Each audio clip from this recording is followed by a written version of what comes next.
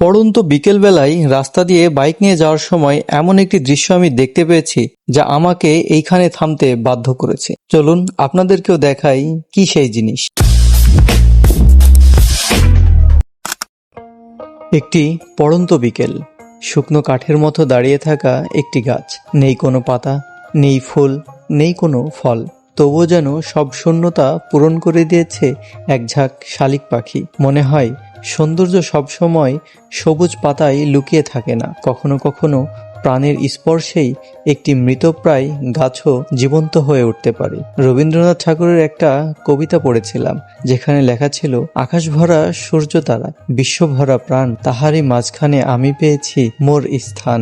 সত্যি, প্রকৃতির প্রতিটি দৃশ্য যেন জীবনের নতুন একটি গল্প শোনায়।